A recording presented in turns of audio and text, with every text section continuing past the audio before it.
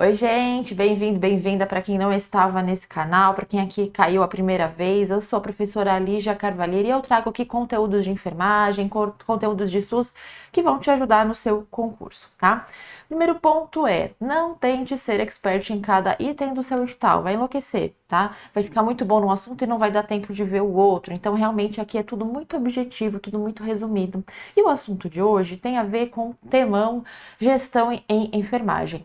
Dentro desse tema, tem muitas coisas para serem estudadas. Então, liderança e supervisão, que é o tema dessa aula, dimensionamento de pessoal, administração de materiais, treinamentos, enfim, tem muitas coisas que cabem aqui enquanto função do enfermeiro. Mas quando a gente vai estudar isso em faculdade, ou porque gosta, ou ler artigos, nossa, tem muita coisa, tá? Tem livros falando sobre isso. Mas para fins de concurso, geralmente cai alguns pontos específicos e bastante repetitivos, e é isso que eu vou te trazer aqui.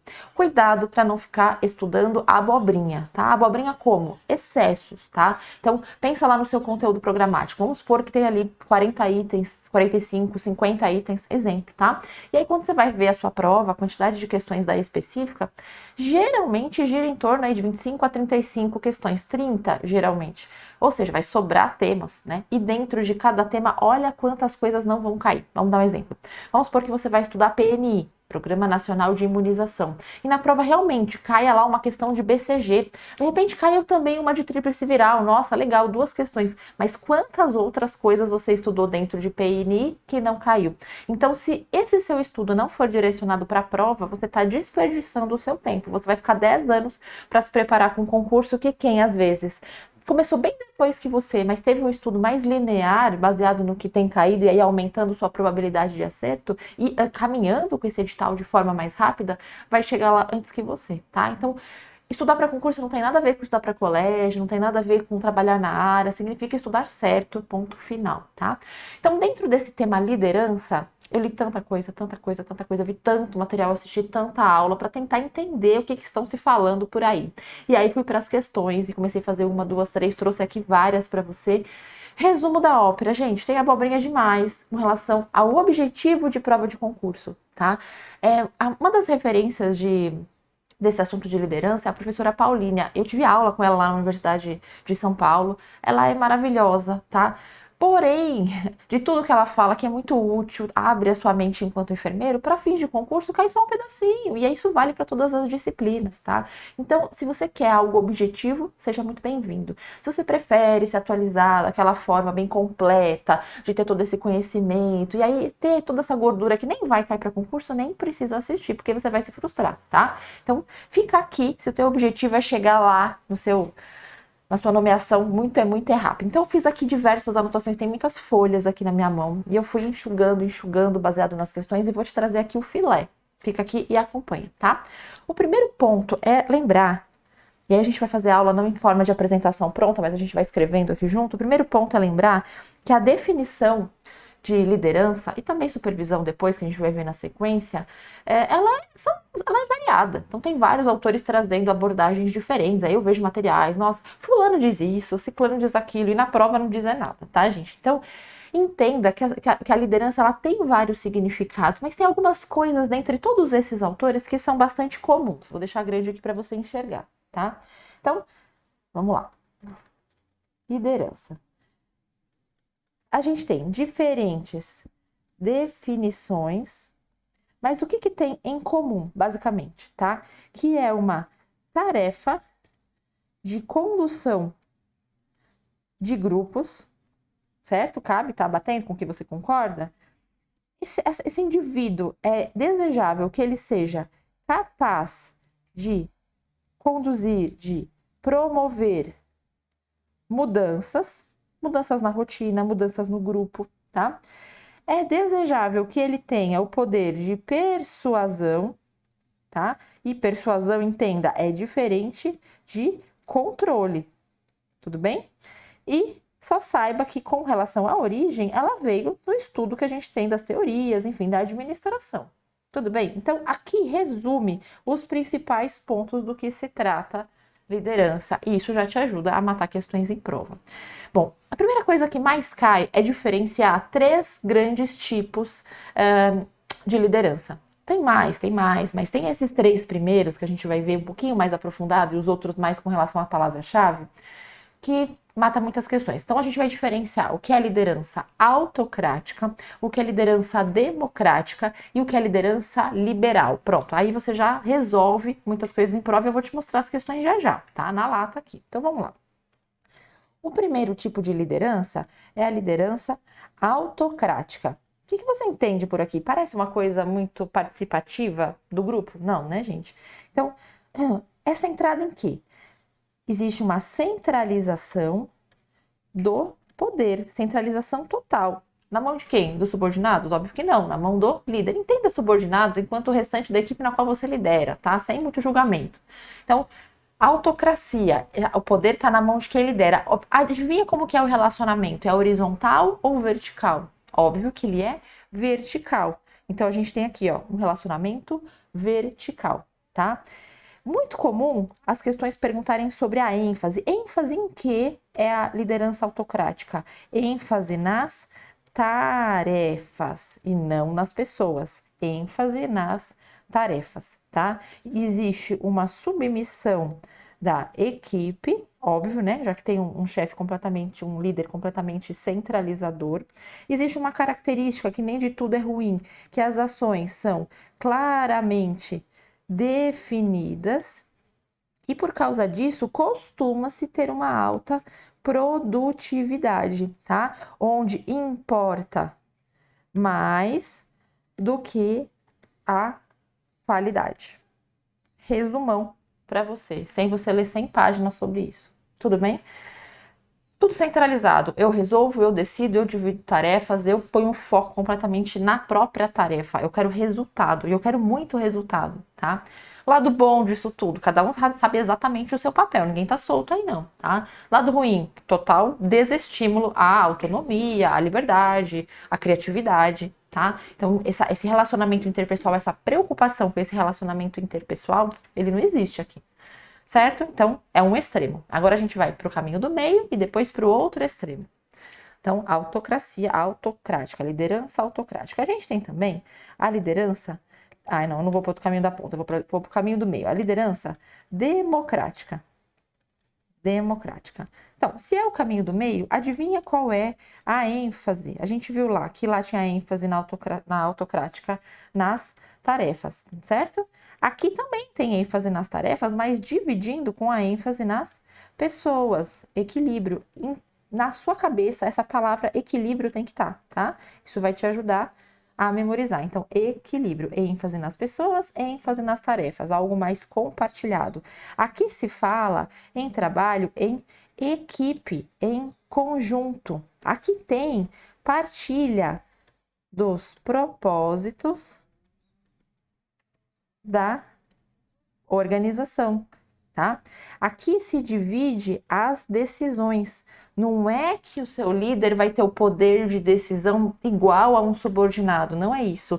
Mas ele, como aqui é estimulado a participação desse subordinado, ele veste a camisa, existe esse estímulo, tá? Venha decidir comigo, a sua opinião importa, a sua bagagem importa. Então, tem a ênfase na tarefa, mas também tem a ênfase no ser humano, no relacional, né? Nas pessoas. Em geral, opa, mudou a tela aqui. Em geral, as decisões acabam coletando, né, tendo a participação de toda a equipe, e isso é muito estimulante para quem ali compõe, né, aquela turma, tá? Bom, considerando nisso, não é que a produtividade não importa, tá? Mas aqui a qualidade, eu vou colocar qualidade maior que produtividade em comparação à liderança anterior, para entender que isso tem a sua importância. E o líder aqui, ele atua não como um chefão, né, da autocracia, da autocrática, aliás, ele atua com real poder de persuasão, ele atua como sugestão, ele atua como ensino. Deu para entender que é o caminho do meio, né? Agora vamos para outra extremidade, aí vai ficar muito mais claro, sem enrolação. A outra extremidade é o estilo de liderança liberal. Só que o estilo de liderança liberal, às vezes, aparece na prova como laissez-faire. certo? Será que eu escrevi certo? Se eu não escrevi na questão, eu corrijo, tá? Liberal, a mesma coisa. Aparece, ora, aparece muito mais como liberal, mas eu trouxe algumas questões com o seu sinônimo porque vai te ajudar a não errar de jeito nenhum na prova. Se a gente está falando do outro extremo, qual que é a ênfase aqui? Nas pessoas, tá? E na tarefa? Ah, se der tempo, tá? O que não tem aqui? Não tem controle dessa liderança, não tem orientação dessa liderança. O líder, ele é omisso. Grava palavras-chave para fins de prova, tá?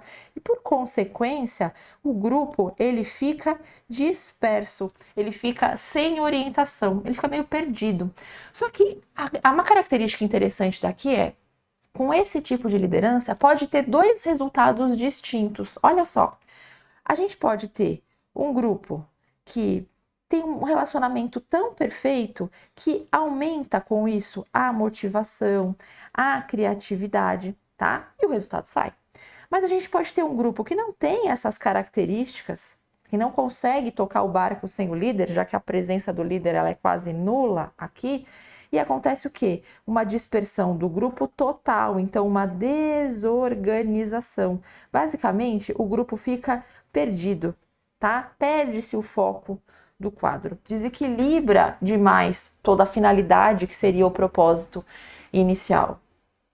Fim da parte mais importante. Teremos outros tipos de liderança, vou comentar aqui só as palavras-chave dela para você ter um recurso ali na prova, mas saiba que a maioria das questões estão aqui, na diferenciação desses três pontos, três tipos de liderança. Eu vou te trazer um quadro aqui, a gente vai fazer junto o quadro, que vai ser muito óbvio. Agora que você já viu, vai ser muito óbvio. Mas é que eu já vi esse quadro em prova, tá? Então, olha só que interessante. A gente vai pôr aqui três tipos. Deixa eu pegar o quadro aqui. Cadê o quadro? Cadê o quadro? Aqui. A gente vai pôr aqui três tipos de liderança que a gente já viu. Quais são mesmo? Autocrática, democrática e liberal. E aí a gente vai avaliar. Adivinha como que é a tomada de decisão?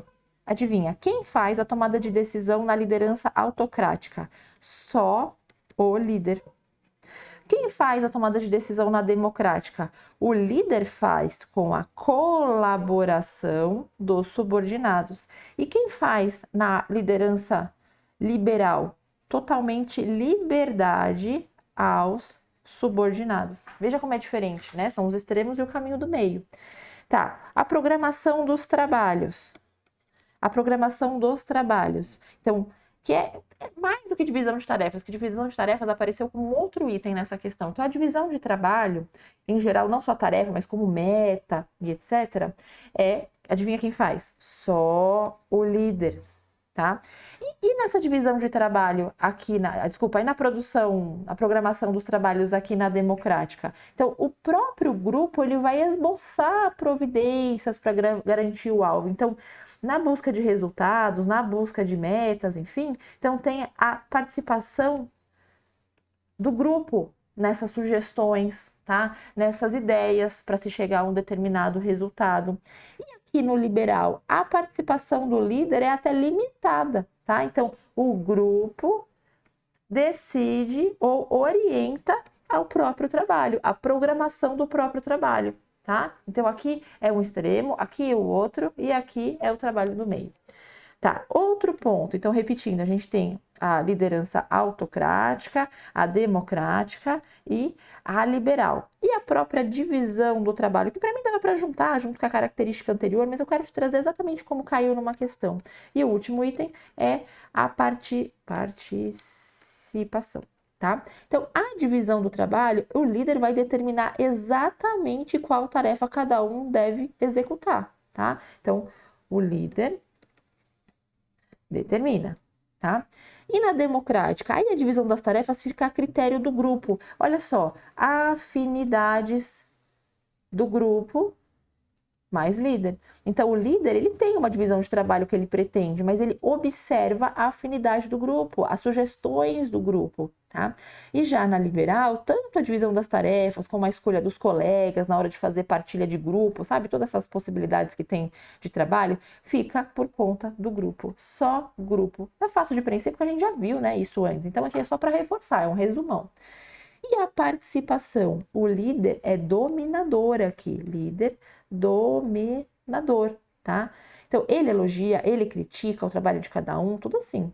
E com relação à democrática, o líder ele procura ser um membro do grupo. Então, o líder como membro do grupo. Só que não é que ele deixa de ser líder, mas ele age, né, com elogios, ele age com estímulo, tá? Ele age com parceria, beleza? E no liberal? No liberal, o líder não faz nenhuma diferença quase, né? O líder não tenta ser líder, entende? Ele é qualquer um mesmo, tá? Ele dá a sua sugestão quando perguntado. Ele só faz o papel do líder quando cutucado. Nesse tipo de liderança, ele não assume a sua posição. Eu acho que ficou bem claro, né? Essa tabela é quase desnecessária, mas fecha para nós esse assunto. Não esqueçam. Fora isso, eu quero te trazer, acho que eu vou colocar até antes da tabela aqui, eu quero te trazer algumas outras possibilidades que podem aparecer na sua prova enquanto estilo de liderança. Saiba que essas três resumem, está por cima de todas, tá? É como se todos os tipos de liderança que é possível de se estudar na administração se encaixasse de alguma forma nesses três modelos que a gente já viu. Mas existem algumas particularidades, algumas nuances, né? Acho que eu que tô doida para fazer um personal stylist. Estou falando de cor aqui. Existem algumas nuances que pode aparecer numa prova ou outra, não tão frequente, mas eu quero que você mate com a palavra-chave, porque se a gente for estudar uma a uma a fundo, primeiro que vai demorar pra caramba, segundo que a cobrança é minúscula e é sempre igual, baseado nessas palavras que eu vou te trazer aqui, tá? Então a gente já jogou fora um monte de coisa que eu já estudei, um monte de cacareco aqui, e eu tô te resumindo para você já ir trabalhar ou voltar do trabalho já diferente do que foi, tá? Pode aparecer na sua prova uma tal de liderança situacional, tá? O que você vai gravar dessa liderança situacional? Que o líder, ele atua dependendo da situação, ou seja, ele atua mais ou menos, tá? Com maior intensidade ou com menor intensidade, dependendo da situação. Ele dá autonomia e toma as rédeas nesse balanço, tá? Também aparece em prova sobre o relacionamento com a equipe. Então, tem um bom relacionamento com a equipe, tá? Se tem um bom relacionamento com a equipe, já dá para inferir que as decisões são mais partilhadas e tal. Veja que aqui a gente tem uma aproximação das ideias da democrática, certo? Também aparece às vezes uma tal de liderança visionária. Visionária, eu viso lá na frente, eu corro muito risco, tá? Então aqui, essa palavra é chave para acertar essas questões. Corre riscos, tá? Eu não tô nem muito focado com a meta aqui, eu tô voltado para socialização, tá? É assim, ó. Vou dar um exemplo, tá? De algo mais administrativo. Então, vamos supor que a empresa tem uma meta X, tá? Então, chega lá o líder local que tem essa visão, que tem esse jeito de liderar, e saiu de novo aqui, jeito da liderança visionária, é assim, ó. Galera, dobrar a meta. Galera, dobrar a meta. Ele vai explicar qual o caminho que vai ser feito? Não. Ele estimula, dando uma macro ideia para a equipe, mas ele não faz o caminho, ele não dá o caminho, ele não dá essa informação. Então, por que ela corre risco? Porque cada um pode interpretar de uma forma, cada um vai tentar ou não, né, chegar nessa meta dobrada ou qualquer outra meta que tenha, pelos seus conhecimentos, entendeu? Então, existe assim uma visão de vamos fazer, mas não e corre muito risco porque não tem esse passo a passo. O líder não é parceiro no passo a passo, ele é um estimulador nas pessoas, mas carece, e assim não é uma crítica, é uma característica desse tipo de liderança, carece de pegar na mão e estipular etapas. Ele mesmo não faz o planejamento, ele lança a ideia futura, tá? Pode aparecer na sua prova também uma tal de liderança gerencial, tá? Quando aparece esse tipo de liderança gerencial, em geral, visa resultados a curto, e curto é o que mais aparece, ou também já vi a médio prazo, tá? Aqui, bem pelo contrário da visionária, envolve estabilidade, envolve ordem, tá? As ações são baseadas nas necessidades da empresa e na cultura. Veja como é uma coisa bem quadradinha, bem tradicional, a cultura da organização, certo? Esse jeitão que aparece em prova. Tem mais, gente. Tem uma liderança que se chama estratégica, tá? Nessa liderança estratégica, o grande marco é que o líder tem alto poder de persuasão, alto poder. E grava que aqui os resultados, a visão não é exatamente a curto e médio prazo. Os resultados pretendem-se a longo prazo, tá? Na verdade, esse estratégico aqui, ele pega uma misturinha do gerencial. Mas não é curto e médio prazo? Sim, mas toda essa questão da estabilização, de ordem, de observar a cultura da empresa, etc. Mais a visionária. Então, esse estratégico, ele faz uma mescla entre a visionária mais gerencial, equilibrando os seus pontos fortes e fracos, tá? E já vi mais duas para a gente encerrar esse pedacinho, que é a liderança transformacional. A transformacional, ela é muito focada na área da saúde. Ela visa o quê? Motivar, estimular os seus colaboradores, tá? E o líder aqui, ele é visto fortemente como um parceiro, como um vínculo de confiança, então um vínculo de confiança, tá? Essas são as palavras. E por fim, a gente tem a liderança transacional. Tá? Qual é a palavra-chave aqui que sempre aparece em prova? Sempre. Aqui existe uma manipulação, aqui existe uma troca promessa de recompensa, tá? Então, induzir pessoas ao seu comando por causa de troca de interesses, essa é uma outra palavra que pode aparecer, troca de interesses. Tudo bem? Tranquilo? Mais ou menos? Mas nossa, eu queria entender muito mais a fundo cada um desses. Pois é, você vai ver nas questões que isso é o suficiente para estipular aí qual é a resposta correta, sem que você fique detalhando cada um desses, porque vai ler um livro de liderança, passa assim numa livraria, vendo na Amazon.